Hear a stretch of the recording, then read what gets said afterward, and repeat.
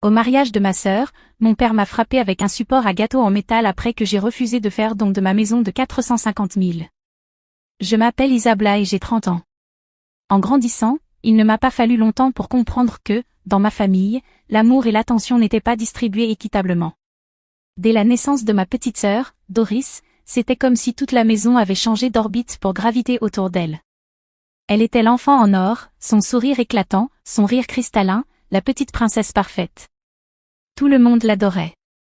Moi, je faisais simplement partie du décor. Je me souviens très clairement de mon 5e anniversaire. J'avais demandé un kit de science, excitée à l'idée d'explorer les mystères du monde. Le jour venu, j'ai déballé mon cadeau avec des mains tremblantes, pour découvrir à l'intérieur une robe rose à volants. Ma mère, Martha, a applaudi de joie. Maintenant tu peux être aussi jolie que Doris, a-t-elle dit, sans remarquer que mon enthousiasme s'effondrait dans une déception muette. Albert, mon père, ne m'a presque pas regardé avant de reporter toute son attention sur Doris, qui tournoyait dans sa robe assortie comme une petite ballerine. Ce schéma est devenu ma réalité. Chaque fois que Doris obtenait quelque chose, même une broutille, comme réciter un poème ou gagner un petit concours de dessin, nos parents organisaient des célébrations, lui offraient des cadeaux, accrochaient ses photos dans toute la maison. Quand, à 12 ans, j'ai remporté la première place à la foire scientifique de l'État, j'ai eu droit à un tiède « Bon travail, ma fille », avant que la conversation ne revienne rapidement au prochain récital de danse de Doris à l'école. Je me suis enfouie dans les livres et les projets scientifiques, à la recherche d'une validation que je ne trouvais jamais à la maison. Chaque certificat, chaque médaille, chaque distinction que je gagnais finissait par prendre la poussière dans un coin oublié du salon, tandis que les trophées de danse de Doris brillaient fièrement sur l'étagère principale. J'ai très tôt compris qu'aux yeux de mes parents, l'amour était conditionnel, et que je ne remplissais pas les conditions. Doris était l'enfant de rêve qu'ils avaient toujours voulu, charmante, extravertie, facile à exhiber devant les voisins. Moi, j'étais l'ombre maladroite et studieuse à l'arrière-plan. Toujours trop silencieuse, trop sérieuse, trop invisible. Et pourtant, je n'ai jamais abandonné. Au fond de moi, une flamme brûlait, une croyance obstinée et inébranlable que, tôt ou tard, je prouverais ma valeur. Pas pour leurs applaudissements. Pas pour leur amour. Mais pour moi-même. Et ce jour est arrivé plus tôt que quiconque ne l'aurait imaginé. Le jour où je suis partie à l'université a été mon premier vrai goût de liberté. Je me souviens encore d'être sur le pas de la porte, mes valises prêtes et le cœur battant, tandis qu'Albert me faisait un signe distrait de la main et que Martha disait « Ne perds pas trop de temps avec les livres. Il faudra vite que tu te poses. » Je les ai ignorés. L'université fut une révélation. Dans les salles de classe et les laboratoires, je n'étais plus invisible. Ma passion pour la biochimie et les sciences de l'environnement n'était pas bizarre, elle était respectée. Pour la première fois, ma rigueur ouvrait des portes, au lieu de les fermer. Bourses, stages, programmes de recherche, j'ai poursuivi chaque opportunité et je les ai saisis à 2 mains. Tandis que d'autres passaient leur week-end à faire la fête, moi je les passais dans les laboratoires ou les bibliothèques. Mes efforts ont porté leurs fruits. Je suis sortie major de promotion et j'ai décroché un poste dans une prestigieuse entreprise de biotechnologie avant même d'avoir mon diplôme en main. Le salaire n'était pas mirobolant, mais suffisant pour commencer à construire la vie dont j'avais toujours rêvé. Une vie dans laquelle je n'avais pas à me rapetisser pour correspondre aux attentes des autres. J'ai vécu avec sobriété, économisant chaque prime, chaque augmentation, chaque centime. Pas de vêtements de marque, pas de voiture hors de prix, pas de vacances luxueuses. J'avais un objectif en tête, l'indépendance. Une maison à moi. À 29 ans, après des années de sacrifice et de discipline, j'y suis enfin parvenue. J'ai acheté une jolie maison de 2 chambres pour 450 000 reais, dans un quartier calme et charmant. Elle n'était pas immense, mais elle était parfaite, cuisine moderne, salon chaleureux, un petit jardin à l'arrière où j'imaginais lire lors des après-midi ensoleillés. Chaque recoin de cette maison représentait une partie de moi, mes luttes, mes victoires, mes rêves. Quand j'ai annoncé l'achat à mes parents, j'espérais, peut-être naïvement, une lueur de fierté. Mais fidèles à eux-mêmes, ils n'y ont prêté aucune attention. Martha a à peine réagi, plus intéressée à me raconter que Doris venait de gagner un concours de beauté locale. Albert m'a adressé un demi-sourire et a murmuré. « C'est une grande maison pour une seule personne, tu ne trouves pas ?» Ces mots m'ont blessé. Mais pas assez pour entamer mon bonheur. Pour la première fois, je ne cherchais pas leur approbation. J'avais construit cette vie pour moi. Et rien, pensais-je, ne pourrait me l'enlever. Je me trompais. Le mariage de Doris était devenu le sujet central de la famille pendant des mois. Martha était entrée en mode organisation totale, obsédée par chaque petit détail, les fleurs, le traiteur, les essayages de robes. Albert la soutenait fièrement, prêt à présenter leur fille parfaite au monde. J'y suis allée, bien sûr. Malgré tout, je croyais encore à l'importance d'être présente lors des événements familiaux, même si je me sentais souvent comme une étrangère dans mon propre sang. Le lieu du mariage était magnifique, une salle élégante, décorée d'ivoire et d'or. Des guirlandes lumineuses brillaient au plafond, une musique douce s'échappait de haut-parleurs dissimulés. Les invités bourdonnaient d'excitation, riaient, bavardaient, buvaient du champagne. Tous semblaient emportés par la magie de la soirée. Près du bar, en observant les festivités, je ressentais une douleur douce amère.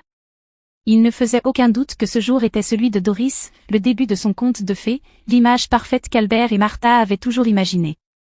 Peter, le fiancé de Doris, avait l'air plutôt gentil.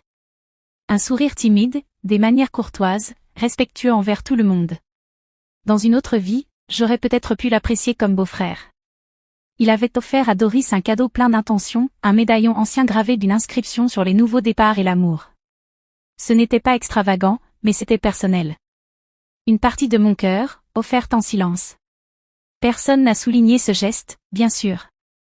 Après tout, ce n'était que moi. La cérémonie n'avait pas encore commencé. Les invités arrivaient encore, bavardaient, savouraient les amuse-bouches. Doris voltigeait dans la salle, radieuse de bonheur, sa robe de satin blanc glissant élégamment derrière elle.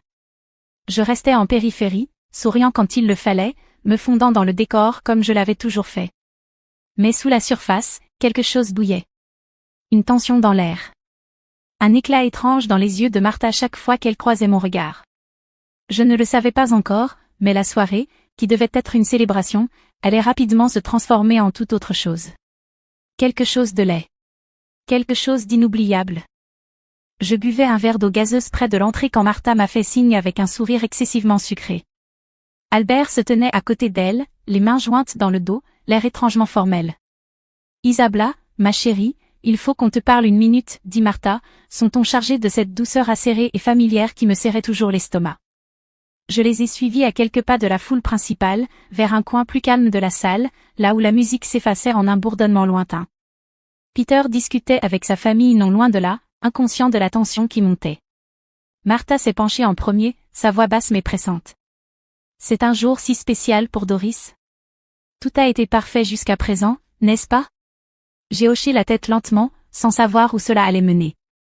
Albert s'éclaircit la gorge, échangea un regard avec Martha avant de prendre la parole.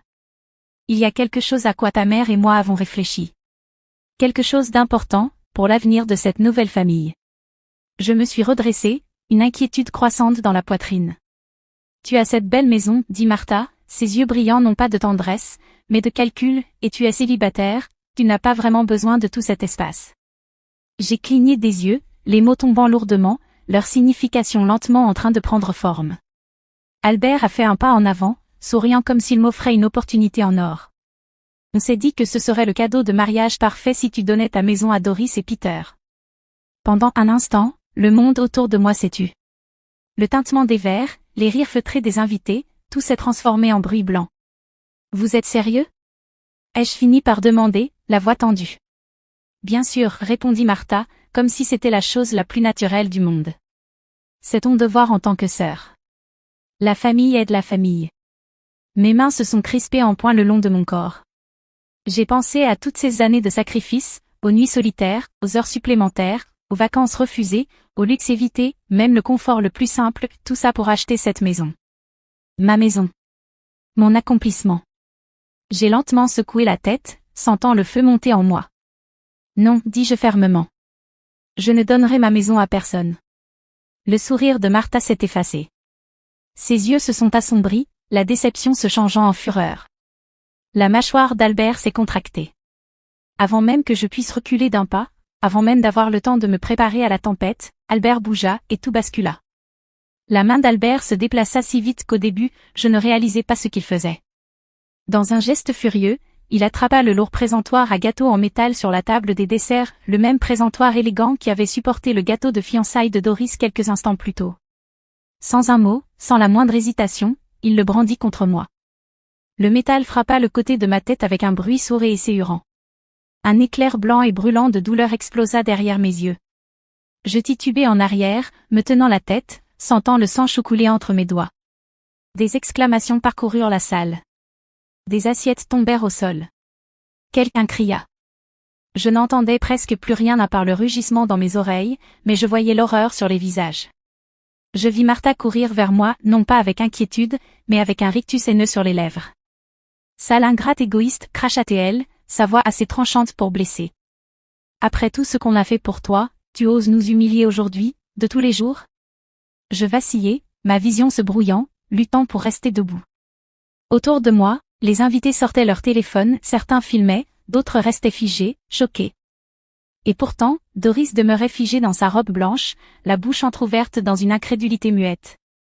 Peter, de l'autre côté de la salle, s'était déjà mis en mouvement, se frayant un chemin à travers la foule vers moi. Avant qu'il ne puisse m'atteindre, une voix retentit, forte, impérieuse. « J'appelle la police !» cria un homme. C'était Eric. Je le reconnus vaguement de présentations passées. Il était déjà en train de composer, parlant rapidement au téléphone. Martha s'élança à nouveau vers moi, ses paroles pleines de venin, mais Peter s'interposa, juste à temps, me protégeant de son corps. « Ne la touche pas, grogna-t-il, son ton habituellement doux remplacé par quelque chose de dur, de féroce. Le sang gouttait de mon visage sur le sol immaculé. Le conte de fées s'effilochait en cauchemar. En quelques minutes, le son des sirènes déchira l'air.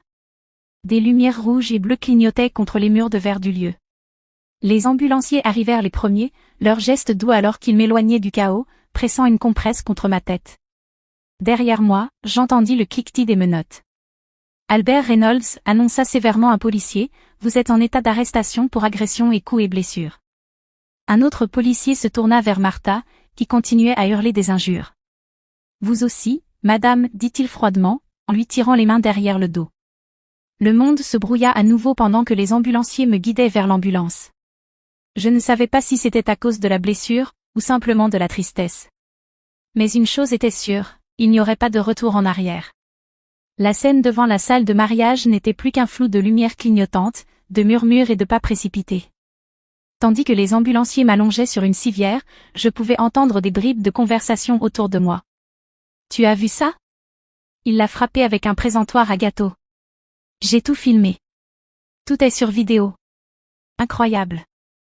Le jour du mariage de sa propre fille. » Les ambulanciers agissaient vite, enveloppant ma tête, vérifiant mes signes vitaux, s'assurant que je restais consciente. Je voyais Eric non loin, encore en train de parler à un agent, lui montrant la vidéo sur son téléphone. Une autre invitée, une femme que je connaissais à peine, s'approcha timidement, son téléphone à la main. « Moi aussi j'ai filmé, dit-elle. Vous pouvez garder ma copie. » En quelques minutes, plusieurs invités proposèrent volontairement leurs enregistrements, leurs visages tendus de colère et de dégoût. Les policiers rassemblèrent les preuves, recueillirent des témoignages avec méthode, s'assurant que chaque fragment de l'histoire soit documenté. Pendant ce temps, Martha et Albert étaient assis sur le trottoir, tous deux menottés, tous deux furieux. Martha marmonnait encore des insultes à voix basse, tandis qu'Albert fixait le sol, la mâchoire contractée dans un silence sombre. Peter restait près de moi, refusant de s'éloigner. Ses mains s'ouvraient et se refermaient nerveusement à ses côtés, la tension émanant de lui comme une chaleur étouffante.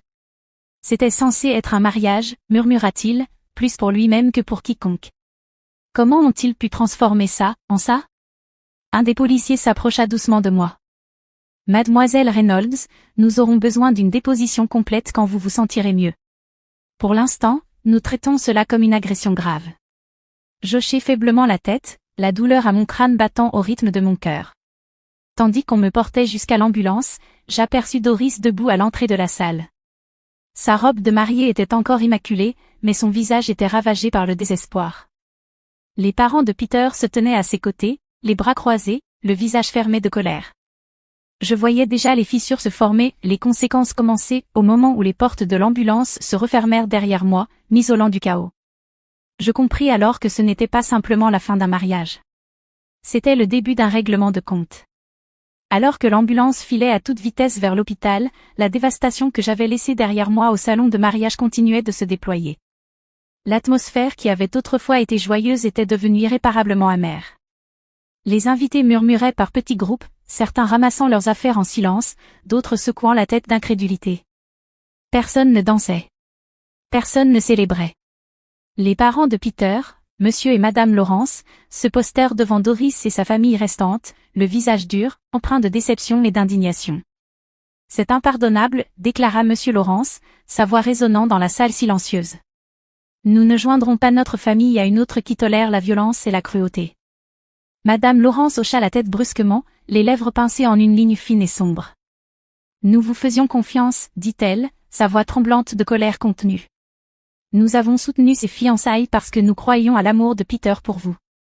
Mais après ce que nous avons vu aujourd'hui, il n'y aura pas de mariage. Ni maintenant, ni jamais. Doris, encore en robe de mariée, halta. Des larmes montèrent à ses yeux.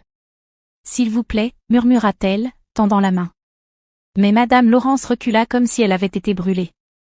Il ne s'agit pas seulement d'aujourd'hui, poursuivit Monsieur Laurence, inflexible.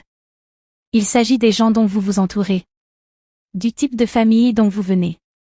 Nous n'exposerons pas notre fils à ce poison. Sur ces mots, les parents de Peter tournèrent les talons et s'éloignèrent, laissant Doris seule, brisée et humiliée. Peter restait en retrait, observant la scène. Il ne dit rien. Il ne prit pas la défense de Doris. Quand leurs regards se croisèrent, il n'y avait plus d'amour dans les yeux de Peter, seulement de la déception et du regret. Peu à peu, les invités commencèrent à partir, murmurant des condoléances maladroites ou évitant complètement Doris. En quelques minutes, le mariage, préparé depuis des mois, s'était dissous en cendres. Doris s'effondra sur une chaise proche, sa robe s'entassant autour d'elle comme une fleur fanée. Albert et Martha, désormais en garde à vue, ne pouvaient rien faire pour intervenir, enchaînés par leurs propres actes. Le mariage était officiellement, complètement, désastreusement annulé. Et tout se résumait à une vérité simple, leur cruauté avait finalement détruit l'image parfaite qu'ils avaient mis tant de soin à construire. La chambre d'hôpital était petite, mais paisible, un contraste frappant avec le chaos que j'avais laissé derrière moi. Les lumières fluorescentes bourdonnaient doucement au-dessus de moi pendant que les infirmières s'affairaient avec efficacité, vérifiant mes signes vitaux, recousant la blessure sur ma tête et la pansant délicatement. Je restais immobile, le corps endolori, le cœur plus lourd que jamais. Les médecins m'avaient dit que j'avais une commotion cérébrale, mais aucune fracture. Un petit miracle, disait-il, compte tenu de la violence du coup. J'avais eu de la chance. Mais je ne me sentais pas chanceuse. Alors que je somnolais par intermittence, la porte grinça doucement. Peter entra, le visage tendu d'inquiétude. Il portait un petit bouquet de marguerites fraîches, simples, sincères. « Salut, dit-il doucement en s'approchant de mon lit. Je réussis un léger sourire. Tu n'étais pas obligé de venir. Je voulais, répondit-il fermement. Je devais venir. Il tira une chaise et s'assit près de moi, les mains jointes avec force. Pendant un long moment, aucun de nous ne parla. Le poids de tout ce qui s'était passé flottait entre nous. Je suis désolé pour ce qu'ils t'ont fait, finit-il par dire, sa voix brisée. Tu ne méritais rien de tout cela. Rien. Des larmes me montèrent aux yeux, mais je les repoussai en clignant des paupières. Je ne voulais plus pleurer. Pas pour eux. Peter prit une profonde inspiration. Je connais un bon avocat. Il s'appelle Scott, c'est un ami proche. Si tu es prête, je pense que tu devrais porter plainte. Pas seulement pour aujourd'hui, mais pour tout ce qu'ils t'ont fait subir toute ta vie. Je restai un instant silencieuse. Engager une action en justice contre mes propres parents? L'idée se tordait douloureusement en moi. Mais je revis alors le visage furieux de Martha. Le coup brutal d'Albert avec le support à gâteau. Les années passées à être traitées comme si je n'étais jamais suffisante. Et quelque chose en moi se durcit. Je veux le faire, dis-je, d'une voix plus ferme que je ne me sentais. Je dois le faire. Peter eut un léger sourire, fier. Bien. Tu mérites justice, Isabella. Tu mérites mieux. Il serra doucement ma main, m'offrant un soutien silencieux. Pour la première fois depuis longtemps, je ne me sentais plus seule. À la fin de cette semaine, une fois que les médecins m'avaient autorisé à sortir, Peter resta à mes côtés alors que je quittais l'hôpital. Ensemble, nous allâmes directement au cabinet de Scott, prêts à faire le premier pas vers la reconquête de ma vie. Le bureau de Scott était chaleureux et accueillant, rempli d'étagères en bois foncé garnies de livres de droit et de diplômes encadrés. Pourtant, malgré la décoration rassurante, mes mains tremblaient légèrement en signant le document. Ce ne sera pas facile, me prévint Scott en me glissant doucement les papiers. Mais avec les preuves que nous avons, les vidéos, les témoignages, vous avez un dossier très solide. Peter était assis à côté de moi, sa présence constante et rassurante. Je regardais le lourd dossier posé sur la table. À l'intérieur, il y avait des déclarations sous serment d'invités du mariage, des rapports médicaux détaillant la commotion cérébrale et la blessure à la tête, et, plus important encore, plusieurs vidéos claires de l'agression. Chaque instant brutal capturé avec une réalité froide et incontestable. Je suis prête, dis-je, la voix calme mais ferme. Je veux le faire. Scott hocha la tête avec approbation. Nous portons plainte pour coups et blessures, abus émotionnels et tentatives de coercition sur des biens. Leur comportement passé renforcera votre dossier. Nous demanderons une responsabilité pénale ainsi qu'un dédommagement civil. Entendre cela formulé si formellement me noua l'estomac, mais raviva aussi quelque chose au fond de moi, la détermination. En quelques jours, l'affaire fut lancée. Les dates d'audience furent fixées, les convocations envoyées, les témoins préparés. Lorsque le procès débuta, la salle du tribunal était pleine. Des amis, de la famille élargie, même des journalistes, attirés par le scandale d'une fille accusant ses propres parents. Albert et Martha étaient assis raides à la table des accusés, le visage pâle et tendu par la colère. Je montai à la barre et racontai mon histoire, la négligence durant l'enfance, le favoritisme, les années d'abus émotionnels, et enfin, l'agression violente pendant la cérémonie de mariage de Doris. Scott présenta les vidéos au jury. Les images montraient tout, Albert attrapant le support métallique à gâteau, le coup brutal, ma chute, le sang, les cris de Martha, les invités courant pour appeler la police. Chaque seconde était incontestable. Les témoins confirmèrent ce que montraient les vidéos. Eric et plusieurs autres témoins parlèrent sans hésiter, décrivant non seulement l'agression, mais aussi le favoritisme et la cruauté observés au fil des années. L'avocat d'Albert tenta de plaider un moment d'égarement, des tensions accumulées, un malentendu. Mais les preuves étaient trop accablantes. La vérité, trop limpide. Le jury ne délibéra pas longtemps. La salle resta silencieuse quand le jury revint, leur visage grave et résolu. Je m'assis à la table de la plaignante, le cœur battant à tout rompre. Peter s'approcha, serrant doucement ma main, un message muet, « Quoi qu'il arrive, tu n'es pas seul. » Le porte-parole du jury se leva, s'éclaircit la gorge. Nous, le jury, déclarons les accusés Albert Reynolds et Martha Reynolds coupables de tous les chefs d'accusation. Les mots résonnèrent dans la salle d'audience, tranchant la tension comme une lame. Les épaules d'Albert s'affaissèrent. Martha poussa un cri étranglé, agrippant le rebord de la table pour ne pas chanceler. Pour la première fois, il ne pouvait pas parler pour échapper aux conséquences. Il ne pouvait plus tisser de mensonges. Il ne pouvait plus manipuler la compassion. La justice se réalisait ici même, maintenant. Peter m'attendait juste à l'extérieur des lourdes portes en bois. Il était grand, impeccablement vêtu d'un costume bleu marine, un sourire rempli d'espoir flottant sur ses lèvres. Sans dire un mot, il s'approcha de moi et écarta doucement une mèche de cheveux de mon visage. « Tu l'as fait, » dit-il, une fierté éclatante dans les yeux. « Tu t'es défendu. Tu as changé ta vie. » Je n'aurais jamais pu le faire seul, murmurai-je, la gorge nouée par l'émotion. Peter secoua lentement la tête. « Tu as toujours été forte, Isabella. Il te fallait juste quelqu'un pour croire en toi. Comme moi, je crois en toi. » Il inspira profondément, le monde semblant se suspendre autour de nous. Les invités et les journalistes bougeaient à l'arrière-plan, mais à cet instant, il n'y avait que Peter et moi. Il sortit une petite boîte de velours de sa poche. Mon souffle se coupa. « Je sais que ce n'est pas exactement un moment de conte de fées, » dit Peter, la voix lourde de sincérité, « mais la vie n'est pas parfaite. Elle est réelle. Et je préférerais construire quelque chose de vrai avec toi plutôt que courir après une illusion. » Il ouvrit la boîte pour révéler une bague de fiançailles délicate et simple. Discrète. Belle. Exactement le genre de chose que j'aurais choisi pour moi-même. Il mit un genou à terre, la même, sur les marches du tribunal. « Isabella Reynolds, dit-il, veux-tu m'épouser ?» Les larmes embuèrent ma vision tandis qu'un flot d'émotions me traversait, joie, soulagement, espoir, amour. La douleur du passé ne s'était pas envolée. Mais elle ne me contrôlait plus. Je lui avais survécu. Je m'en étais relevée. Et à présent, on m'offrait un avenir que je n'aurais jamais cru possible. Oui, murmurai-je. Puis, plus fort. Oui. Le petit groupe autour de nous éclata en acclamations et en applaudissements. Peter glissa la bague à mon doigt, et je le serrai contre moi dans une étreinte chaleureuse, riant à travers mes larmes. Quelques mois plus tard, nous avons célébré un mariage simple, mais magnifique. Entouré de personnes qui se souciaient vraiment de nous. Sans grande démonstration. Sans attente toxique. Juste de l'amour, de l'honnêteté et de l'espoir.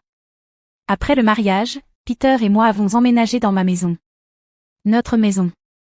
La même maison de 450 000 $ pour laquelle je m'étais embattue. Chaque mur, chaque pièce, chaque recoin de cette maison représentait un témoignage de résilience, de courage et de nouveau départ. Et pour la première fois de ma vie, je ne faisais pas que survivre. Je vivais. Vraiment, profondément et joyeusement. Merci infiniment d'avoir suivi cette histoire jusqu'au bout. Si vous l'avez aimé et souhaitez découvrir d'autres parcours puissants et émouvants, pensez à liker la vidéo, laissez un commentaire pour partager vos impressions, et abonnez-vous à la chaîne pour ne pas manquer les prochaines histoires inspirantes chaque semaine. Votre soutien compte énormément et il nous aide à créer encore plus de contenu porteur d'espoir pour vous.